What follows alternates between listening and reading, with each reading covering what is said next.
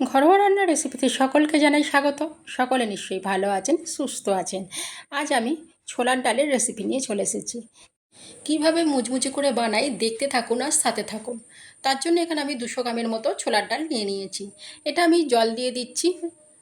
জল দিয়ে ভালো করে 2-3 বার আমি ভালো করে এটা ধুয়ে নেব। ভালো করে পরিষ্কার করে ধুয়ে নিয়েছি। এতে আমি আবার জল দিয়ে দিচ্ছি। একটু বেশি করে জল দিয়ে দিতে হবে। আর এখানে দিয়ে দিচ্ছি আমি 1 চামচের 1 ভাগ খাবার সোডা দিয়ে এটা আমি 10 ঘন্টার মতো ভিজিয়ে রেখে দেব। ভালো করে মিশিয়ে নিলাম। এটা আমি ভিজিয়ে রেখে দেবো এখন 10 ঘন্টার মতো। আমি 10 ঘন্টা পর ফিরে এলাম। ঠিক ডালগুলো এখন এইভাবে ফুলে গেছে, অনেকটা বেড়ে গেছে। দেখেছেন খুব সুন্দর ভিজে গেছে। এই ডালটাও আমি বারবার ধুয়ে পরিষ্কার করে নেবো। ঠিক এইরকম পরিষ্কার জল হয়ে যাবে। এবার এই জলটা আমি ভালো করে এখন ঝরিয়ে নেব।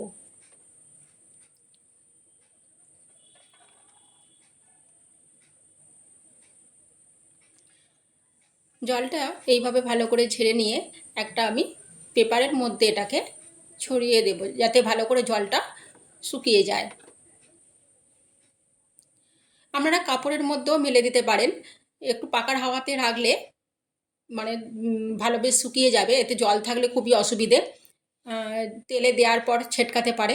সেই জন্য এটা জলটা খুব ভালো করে শুকিয়ে নিতে হবে। এটা আমি আবারও বলছি, জলটা খুব কিন্তু ভালো করে শুকিয়ে নিতে হবে।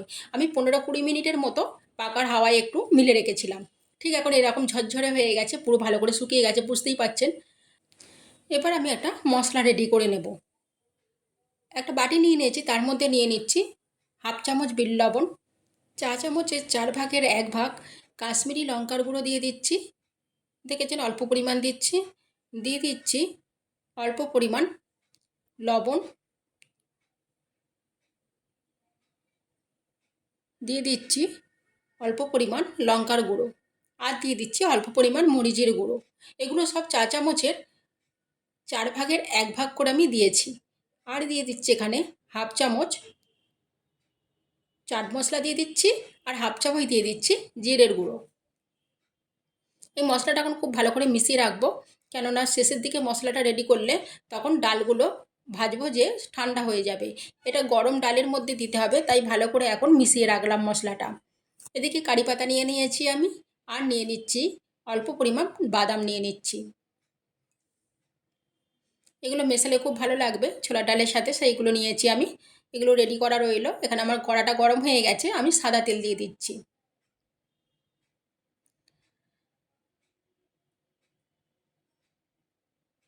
তেলটা ভালো করে গরম হয়ে গেছে। এবার আমি ছোলার ডালগুলো এইভাবে আস্তে আস্তে কড়ার মধ্যে দিয়ে দেব।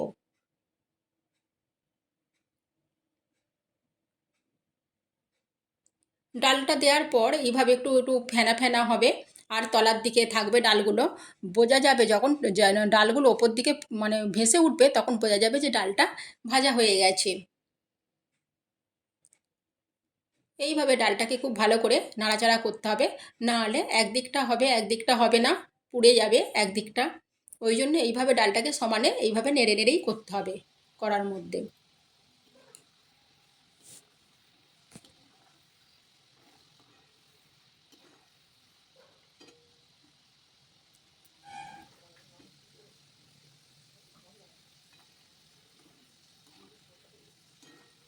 আর এই দেখুন ডালগুলো মানে ভেসে উঠেছে এবার, তার মানে এই ডালগুলো ভাজা হয়ে গেছে।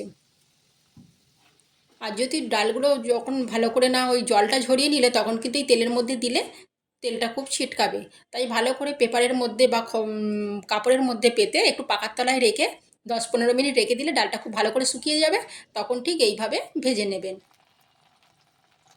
আর এটা খুব ভালো খেতে হয়, খুব টেস্টি হয়।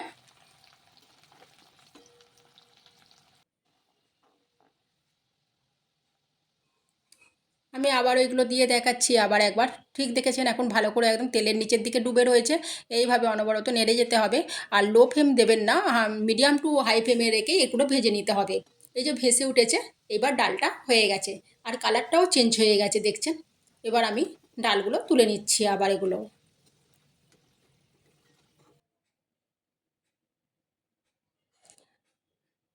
ডালটা যখন এই যে কাঁচা আছে ঠিক এইরকম দেখতে, এখন ফুলে আছে অনেকটা, আর কালারটাও বুঝতে পারছেন অন্যরকম, আর ভাজা হয়ে গেলে ঠিক এইরকম দেখতে হয়ে যাবে। আর যেটুকু ডাল আছে সেটুকু আমি আবার কড়ার মধ্যে দিয়ে দিলাম। এগুলো কিন্তু খেতে খুব ভালো লাগে, একবার অবশ্যই বানিয়ে খাবেন এইভাবে। কোনো খুব একটা বেশি ঝামেলাও নেই। এই ডালগুলো ভাজা হয়ে গেছে, ওপর দিকে উঠে গেছে, ফুলে উঠেছে, দেখছেন ওপর দিকে ভেসে উঠেছে। এখন আমি বাদামগুলো দিয়ে দিলাম। বাদাম তো ভাজতে বেশি সময় লাগে না, ওই জন্য শেষের দিকে বাদামগুলো দিয়ে দিলাম। এবার আমি কারি পাতাগুলো দিয়ে দিচ্ছি। একটা কারি পাতার গাছ ছাদে যদি টবে বসিয়ে রাখেন যে কোনো সময়, চিড়ে ভাজা এরকম কোনো কিছু, ডাল ভাজা এইসবের সঙ্গে মেশালে খুবই ভালো লাগে খেতে, টেস্টটা অনেকটা পাল্টে যায়। আমি ছাদের টবে বসানো আছে, সেখান থেকেই তুলে এনে এটা ভেজে নিলাম। এগুলো আমি তুলে নিলাম সব, ঠিক এইরকম দেখতে হয়েছে।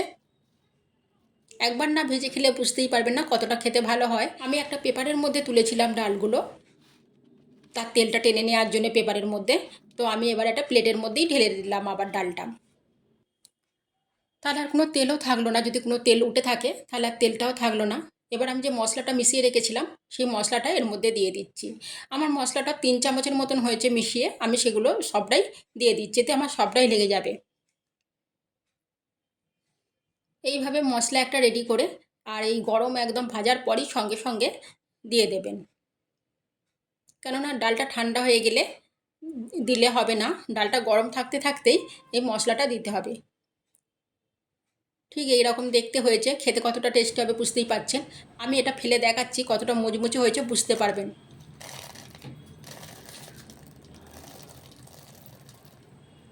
দেখলেন কতটা মুচমুচে হয়েছে, বোঝাই যাচ্ছে আওয়াজ শুনে।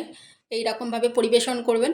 একটা বাটি চামচে নিয়ে বেশ তুলে সকলকে দিলে বেশ এরকম বসে বসে খাবে, চায়ের সঙ্গে বা শুধু মুখে খুবই ভালো লাগবে। ভালো থাকবেন, সুস্থ থাকবেন, সাবধানে থাকবেন।